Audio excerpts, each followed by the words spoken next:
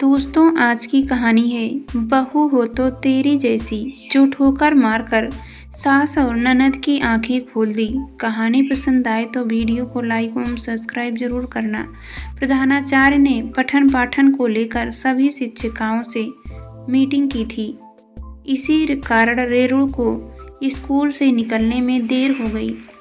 पहुँचते पहुँचते 5 बज गए। जैसे ही वह घर में घुसी तो देखा कि उसके मोहल्ले की औरतों के साथ उसकी सास और ननदों की पंचायत चालू थी।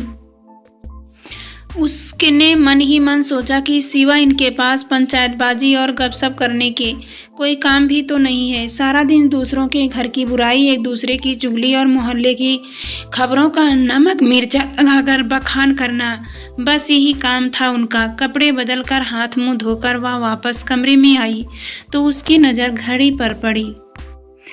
शाम के 6 बज चुके थे। मुकेश अब आते ही होंगे, यह सोचकर वह रसोई में जाकर चाय बनाने लगी, साथ साथ चिप्स भी तलने लगी। रेणु का विवाह उस परिवार के इकलौते लड़के मुकेश के साथ हुआ था। घर के खर्चों को सुचारू रूप से चलाने के लिए उसे नौकरी भी करनी पड़ी थी और घर का भी सारा काम करना पड़ता था, जबकि ससुराल में एक अविवाहित ननद थी और 2 विवाहित, जिनमें से एक न एक घूम फिरकर मायके आती ही रहती थी। इन सब ने मिलकर रेणु का जीना हराम कर रखा था। सारा दिन बैठकर गप्पे मारना, टीवी देखना और रेणु के खिलाफ माँ के कान भरना, बस यही उनका काम होता था। अभी वह चाय कपों में डाल ही रही थी कि मुकेश आ गए। मेज पर चाय के कपों को देखकर बोले, वाह क्या बात है, ठीक समय पर आ गया। मैं तभी चापलूसी के अंदाज में छोटी ननद बोली, भैया देखिए ना, आपके लिए मैंने चिप्स भी तले हैं। रेणु यह सुन मन ही मन कुढ़कर रह गई। कुछ कह नहीं पाई क्योंकि सास जो सामने बैठी थी। बहन की बात सुनकर मुकेश रेणु की ओर देख हंसते हुए बोले, देखा मेरी बहनें मेरे खाने पीने का कितना ख्याल रखती हैं। यह सुनकर रेणु के तन बदन में आग लग गई, पर वह एक समझदार शिक्षित युवती थी। घर के माहौल को तनावपूर्ण वह नहीं बनानी चाहती थी। एतावत चुप रही। मुकेश अपनी माँ और बहनों से काफ़ी प्रभावित रहते थे, या फिर रेणु के प्रति उनका रवैया खराब ना था, मगर उनकी आदत कुछ ऐसी थी कि वे माँ और बहन के विरुद्ध एक भी शब्द सुनना पसंद नहीं करते थे। भैया शाम के खाने में क्या बनाऊं? छोटी ननद बोली, ऐसा करो कि आलू के पराठे और मटर पनीर की सब्जी बना लो। मुकेश ने उत्तर दिया।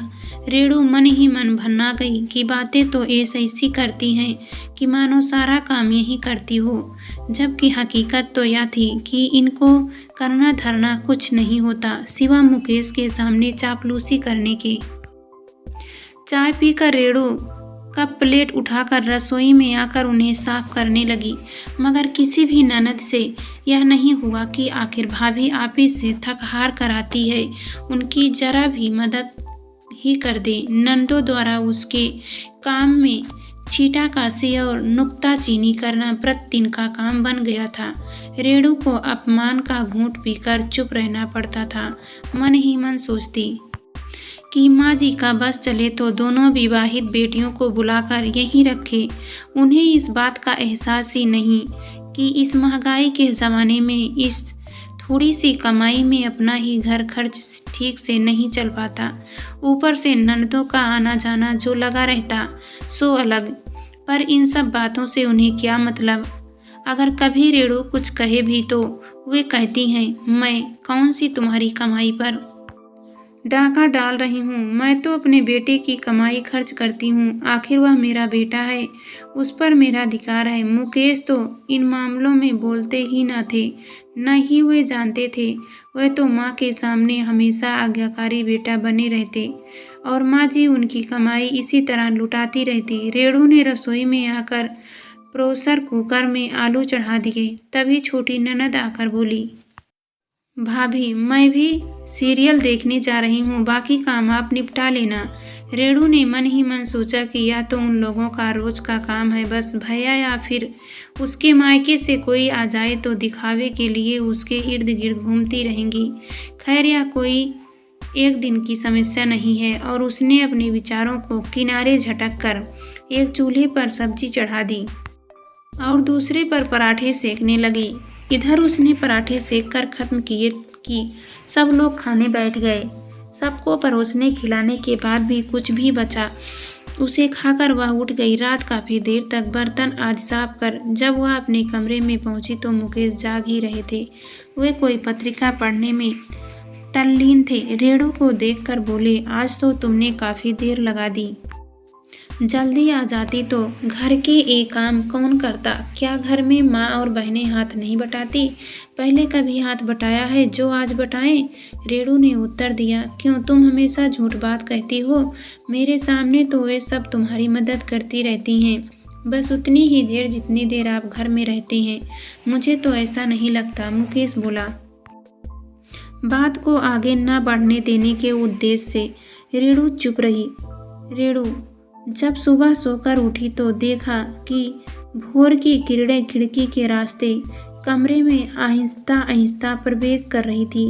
वह जल्दी से उठकर स्नान घर की ओर चल दी, क्योंकि उसे मालूम था कि उसकी सास और नंदों में से कोई भी जल्दी सोकर उठने वाला नहीं है। खाना बनाकर उस दिन रेणु तैयार होकर ऑफिस चल दी। तब तक उसकी सास उठ गई थी, जबकि नंदे तब भी सो ही रही थी। सुबह रेणु कपड़े धोकर छत पर सूखने के लिए डाल गई थी। शाम को जब वह ऑफिस से लौटी तो उन्हें उठाने के लिए छत पर गई। कपड़ों को लेकर लौट ही रही थी कि न जाने कैसे उसका पैर फिसला और वह धड़ाम से 7-8 सीढ़ियाँ लुढ़कती हुई आकर आंगन में गिर गई। उसका सिर फट गया और वह बेहोश हो गई थी। सास और नंदों के शोर मचाने पर पूरा मोहल्ला इकट्ठा हो गया। मोहल्ले के किसी व्यक्ति ने मुकेश को खबर कर दी थी, वे भी बुरी तरह घबराए हुए अस्पताल पहुंच गए। डॉक्टरों ने तुरंत रेणु को आपातकालीन कक्ष में ले जाकर उसका इलाज शुरू कर दिया। उसके सिर में काफ़ी चोट आ गई थी, 4-5 टाँके लगाने पड़े। कुछ देर पश्चात सीनियर डॉक्टर ने कहा, दाहिने पैर की हड्डी टूट गई है, उस पर प्लास्टर चढ़ाना होगा। काफ़ी देर तक उसका उपचार चलता रहा। मुकेश ने पूरी रात जागकर गुजार दी। जब रेणु को होश आया तो उसने खुद को अस्पताल के बिस्तर पर पट्टियों से बंधा हुआ पाया। उसने कहरते हुए पूछा, मैं कहाँ हूँ और यह मुझे क्या हो गया है? तुम्हें कुछ नहीं हुआ है, बस सिर व पैर में थोड़ी सी चोट आ गई है। मुकेश ने उसके सिर पर अपनत्व के साथ हाथ फेरते हुए जवाब दिया। 1 हफ्ते बाद रेणु को अस्पताल से छुट्टी देते हुए डॉक्टर ने मुकेश और साथ में खड़ी उसकी मां को हिदायत देते हुए कहा, माँ जी, अब बहू को 3 महीने के पूर्ण आराम की आवश्यकता है और हाँ, मरीज को हर रोज दूध, फल, जूस आदि दिया जाए। घर पहुंचकर मुकेश ने उसका बिस्तर खिड़की के किनारे लगा दिया, जिसने खुली हवा भी आती रहे और बाहर के दृश्य से रेणु का मन भी बहला रहे। इधर रेणु को 3 महीने तक लगातार पूर्ण आराम करने की बात सुनकर उसकी सास और बेटी से कहने लगी, बेटी, अब घर का काम कैसे होगा? हम लोगों ने तो काम करना ही छोड़ दिया था, सारा काम बहू ही करती थी। फिर मैं कुछ करना भी चाहती थी तो तू मना कर देती थी। दूसरे दिन मुकेश को ऑफिस जाना था। उन्हें ना समय से चाय मिल सकी और ना ही नाश्ता। खाने की मेज पर पहुंचते ही उनकी तबीयत खिन्न हो गई, क्योंकि माँ ने खिचड़ी बनाकर रखी थी। मुकेश को खिचड़ी बिल्कुल पसंद न थी। जैसे तैसे थोड़ी सी खिचड़ी खाकर मुकेश दफ्तर का रास्ता लिया। पिछले 15 दिनों से मुकेश देख रहे थे कि घर की सारी व्यवस्था बिल्कुल चरमरा गई थी। घर में कोई भी काम समय से पूरा न होता था। न ढंग से नाश्ता बनता, न समय से चाय मिलती और न ही समय पर खाना मिलता। इधर उधर गंदे बर्तन पड़े रहते, जबकि रेणु के ठीक रहने पर घर का कोई भी काम अधूरा न रहता था। आखिर एक दिन मुकेश ने गुस्से में आकर माँ के सामने ही कह दिया। छोटी बहन भी खड़ी सुन रही थी। इन दिनों आखिर घर को क्या हो गया है? कोई भी काम समय पर सलीके से क्यों नहीं होता? आखिर पहले इस घर का सारा काम कौन करता था? कैसे समय पर चाय नाश्ता, समय पर खाना, कपड़े लत्ते धुले हुए और सारे घर में झाड़ू पोछा लगा होता था। हर सामान करीने से सजा और अपनी जगह मिलता था, जबकि अब पूरा घर कूड़ा घर में तब्दील हो चुका है।